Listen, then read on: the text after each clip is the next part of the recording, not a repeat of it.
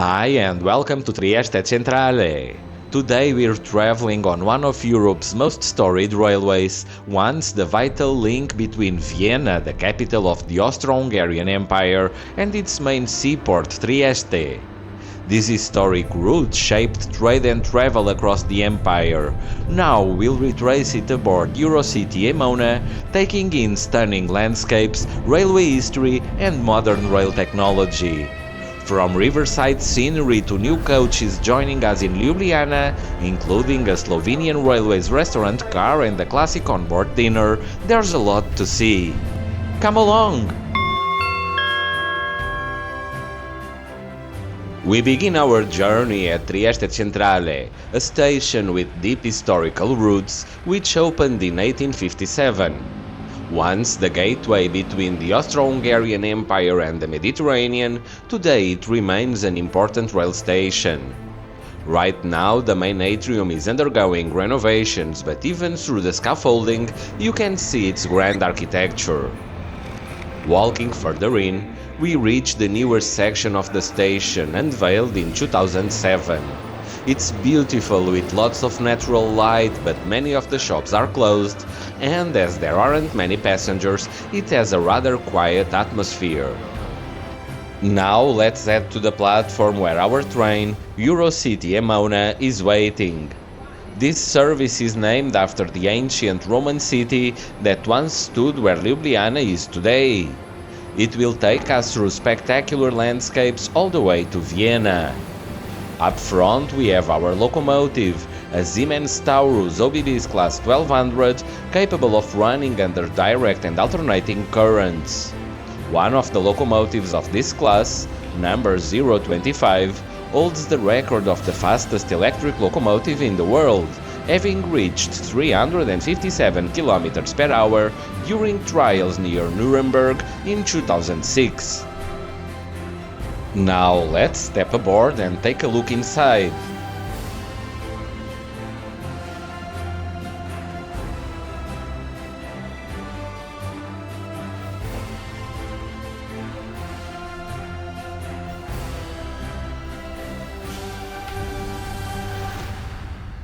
This is the spacious first class in a 1+2 layout.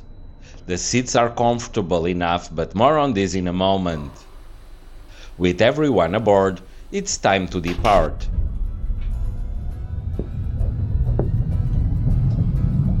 As we roll out of Trieste, let's take a look at today's trip map.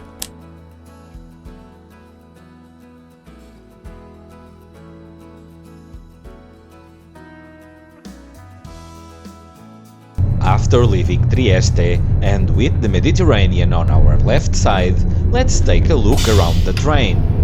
I'm starting at the very back, walking forward through the consist of today's Eurocity service. At this stage, the train runs with just 3 coaches, all provided by ÖBB, the Austrian Federal Railways. A simple setup, sufficient for the traffic between Trieste and Ljubljana. At the rear, 2 second-class cars, basic, clean inside although quite dirty outside as it's becoming the norm with Austrian trains, and functional. Nothing too fancy, but perfectly fine for this journey along a historic route that once connected the empire's capital to its main seaport. Later in Ljubljana, our train will grow. Several more cars will be added, including a proper restaurant, courtesy of Slovenian Railways, giving the service its full Eurocity feel, and, quite aptly, its name from then onward, Emona. We'll explore more of the railway's fascinating history a bit later in the video. Moving ahead, we come into the first-class car.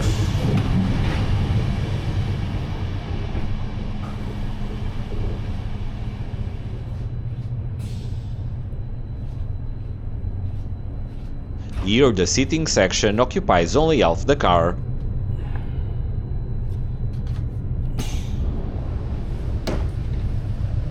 The other half being dedicated to a spacious bike compartment. It's a smart solution for a route that winds through regions beloved by cyclists, from coastal Trieste to Alpine Austria. Up front, our train is hauled by an OBB Class 1216, which we saw earlier on the platform before departure. Back in first class, let me offer you today's seat tour.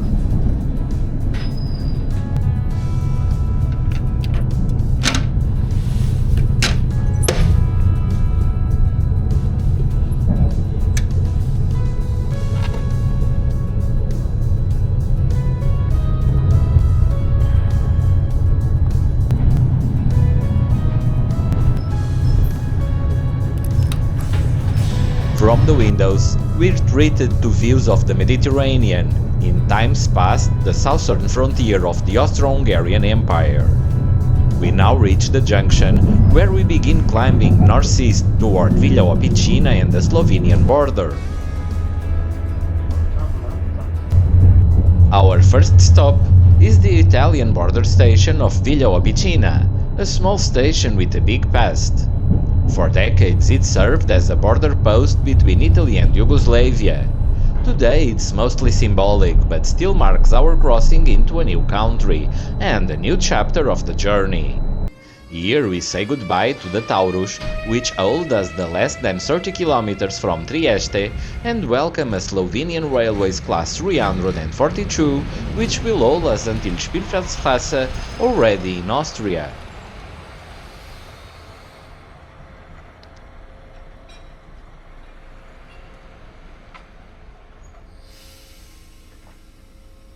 Leaving Villa Opicina, the border is very close.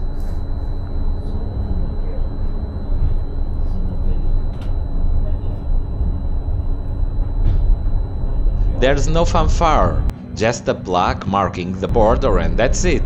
We glide over what was once a hard international border.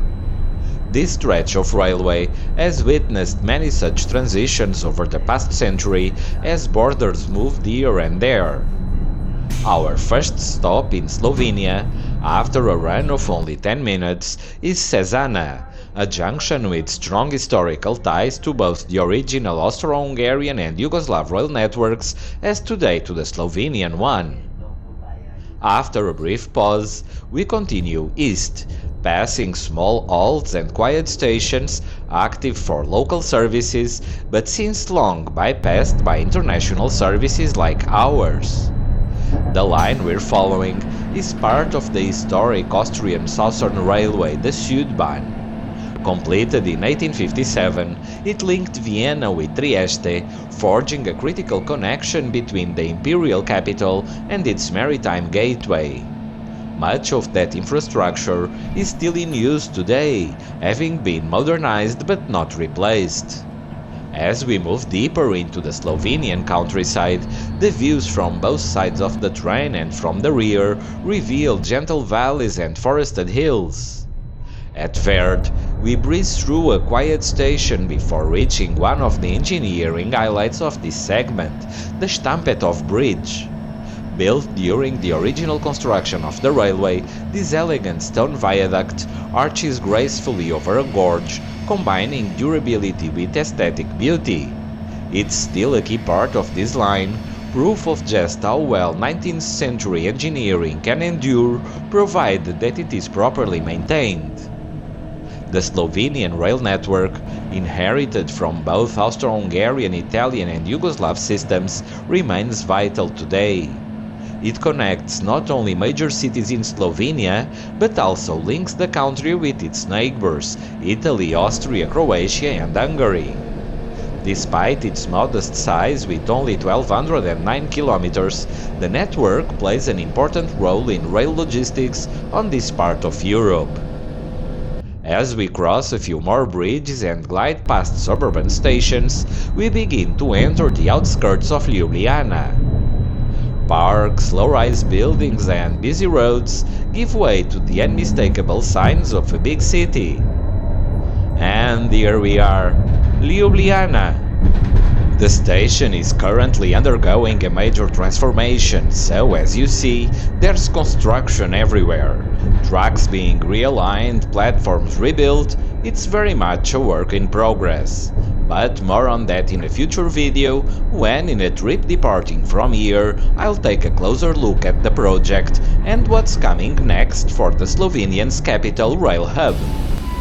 As we stop, our Slovenian Railways Class 342 detaches and heads off to pick up the rest of our train.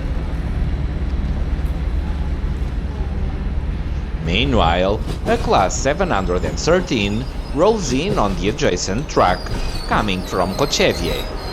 This station is a busy place, even with the scaffolding.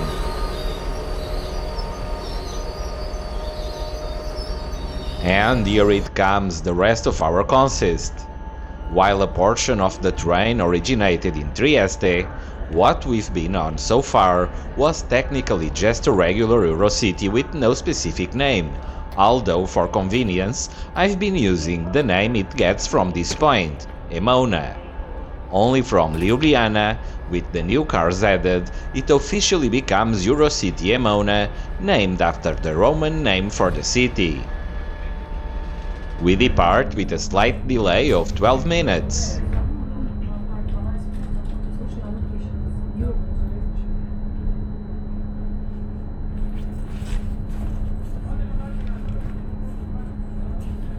After departure and passing over the Ljubljanica river, it's time to check out the newly added cars. First up, the quite charming restaurant car complete with a proper bar area. It's run by Slovenian Railways and adds that extra touch of comfort you'd expect from a Eurocity. A place for a warm meal, a coffee or maybe even a glass of wine while crossing borders. Later on we'll spend some time here having an afternoon snack and, when the time comes, dinner.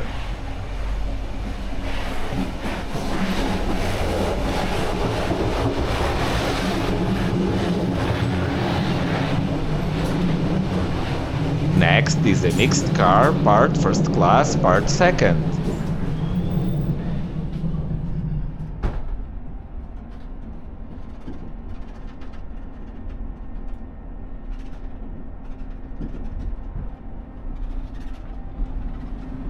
But visually, both sections are almost identical, the main difference being the color scheme of the seats. Comfortable, modern and with large windows to soak in the views. We also have a traditional second-class compartment car, a classic layout that some passengers prefer for privacy, followed by an open-seating second-class car with a more open and airy feel. Up front, pulling us toward Austria, is the 342001, which has been with us since Villa Opicina. Simple, rugged, and more than capable for the scenic journey ahead. On the way back to my seat, I can't resist making a quick stop at the bar for a mid-afternoon snack. The restaurant car offers a surprisingly extensive menu. There's a link to it down at the description below. I go for a hot sandwich and an orange juice, which set me back €8.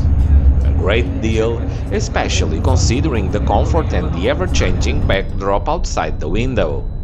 Please note that on this restaurant car payment must be made in cash as cards are not accepted. With that in hand, I'll slowly fade into the background and let you enjoy the peaceful beauty of this journey along the Sava river.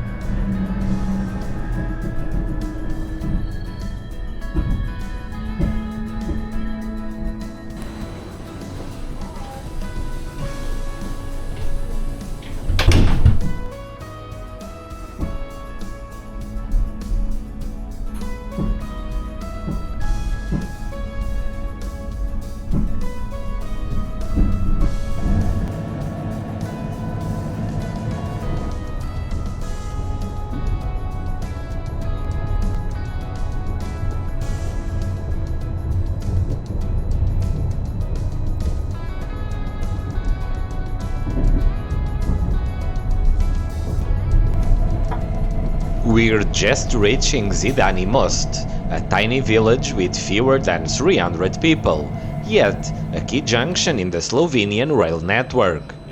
It's here that our line to Vienna meets the line heading southeast to Dobova and the Croatian border. If the name rings a bell, it might be because we passed through here recently on the night train from Zurich to Zagreb, a trip featured in one of my previous videos. Right after Zidani Most, we crossed the Savinja River, and from here, the late afternoon sun starts to dip behind the hills. Let's enjoy the views together!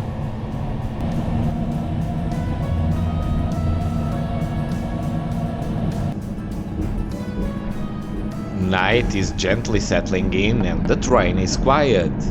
Here's a panorama of my first-class car as we approach the Austrian border. Peaceful, almost empty, and a perfect place to reflect on this storied route, which has been here for almost 170 years.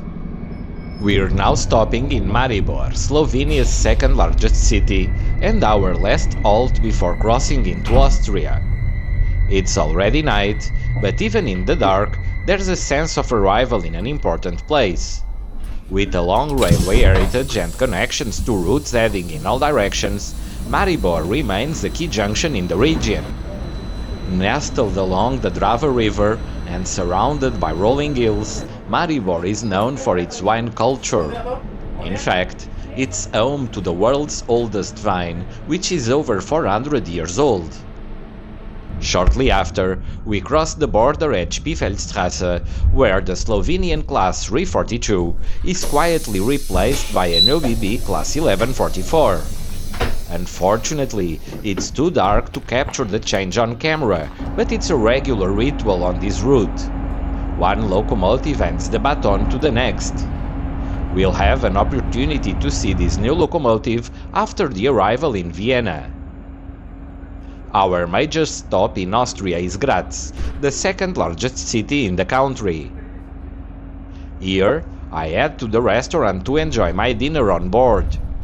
Carniole and sausage with bread and a salad on the side, and for dessert, pancakes and a glass of slivovitz, a traditional plum brandy, strong and smooth, just the way a good travel day should end. From Graz, the journey continues into the night, with only the soft noise of the train and the occasional stop in a quiet station. As night reigns over Styria, our Eurocity continues toward the Austrian capital, gliding through the heart of one of Europe's most important rail corridors. Though it's hard to see now, we're passing through a region where the railway still plays a crucial role, not just for passengers, but for freight as well. This corridor is part of the modern pan-European transport network linking ports of the Adriatic to the industrial heart of Central Europe. Its importance is shown by the heavy investment on the Semmering-based tunnel currently under construction. A century ago, this same line helped move people, freight, thoughts and ideas across an empire. Today, it quietly stitches together countries. Still just as vital, but in a very different world.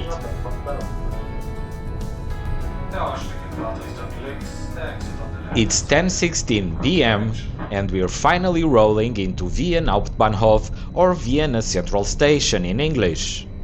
After over 9 hours on the rails, the journey comes to a close right on the grand stage it deserves. This trip was an absolute pleasure, scenic, smooth, with great rolling quality and full of variety. The Slovenian restaurant car was a real highlight, with a warm, friendly attendant and a dinner that hit the spot. But let's talk about the Austrian first-class car for a second. Honestly, the outside looks like it hasn't seen a wash since the Habsburgs were still around. Come on, OBB, you've got lovely trains. Maybe show them a hose every now and then? As we wrap up this journey, I just want to say a huge thank you for watching all the way to the end. See you, bye! If you enjoyed the ride, don't forget to like, subscribe and share. It really helps the channel grow and lets me keep bringing you more train adventures, always with a bit of history and technology. Thanks for coming along, and I'll see you next week.